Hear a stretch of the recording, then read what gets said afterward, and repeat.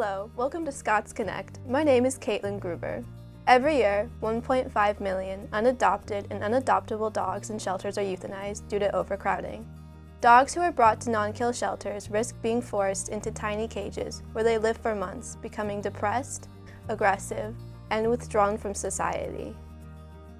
This further decreases their chances of getting adopted. Luckily, there are ways to help helpless dogs. This is Vika Millman.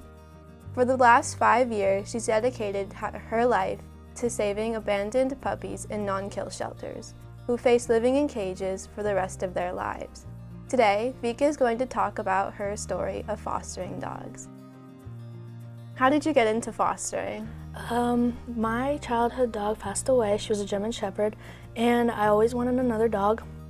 And my mom promised we would get another dog, but unfortunately we were not able to because we moved to the Bahamas, and she brought up the idea to foster, and I liked the idea. I researched more about it, and my mom and my dad went to the shelter to get a cat to foster, not to adopt, and she came back with 2 puppies, Peachy and Bandit, and yeah, they were my first 2. Mm-hmm. Do you foster both here and in the Bahamas? I do not foster here. It's actually harder to foster here because you need a social security number, and you need to be older than 18. So at the Bahamas, you basically just come in and say, I want to foster puppies, and they're like, okay, here you go, foster the puppies. So yeah, because they need a lot more help than shelters do here, because shelters here have a lot more money, and they just have a lot more resources than Bahamian shelters do. So Bahamian shelters just really don't care who walks through their front door as long as somebody's willing to help. Mm-hmm. How many dogs have you fostered? I have fostered 13 puppies and counting. I'm still fostering. My first 2, Peachy and Bandit, and I've recently fostered my last 3, Zeus, Atlas, and Scout. They were very interesting puppies, yeah.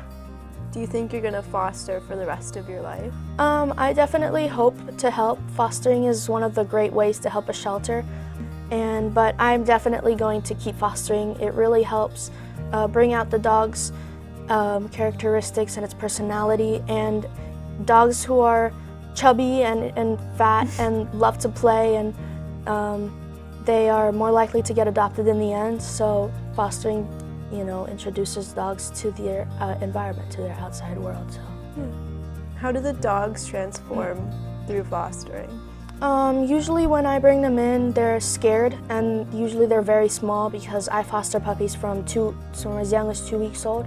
So usually they're very small, and they're just like, they don't really know anything yet. So you really get to see those ages or those few weeks where they grow up and they become, you see their personality shine through, and you see how, what they like, what they don't like, and every puppy has quirks. It's the best thing ever. Do people ever judge your work or criticize you? So had people say like, you should give it up, you don't need to try to do this, nobody wants to adopt stray dogs, and in the end they always get adopted. They always get adopted into a great home.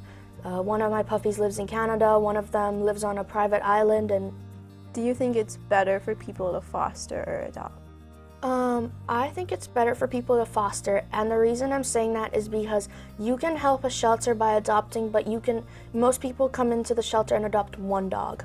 Mm-hmm. And 1 dog out of 600 that are there is not going to change a lot for the shelter. Mm-hmm. But fostering 3 or 4 puppies at a time every 2 weeks, imagine how much more that can help in the long run than just every person coming in a week and adopting 1 dog. And these puppies, even though they end up going back to the shelter, they get adopted so quick that it's just fast. Vika works with the Bahamas Humane Society, but there are many other shelters in the United States that need your help. Donate, volunteer, adopt, and foster are just some of the ways that you can help this major issue. Thank you, Vika, for sharing your story. This has been Caitlin Gruber with Scots Connect.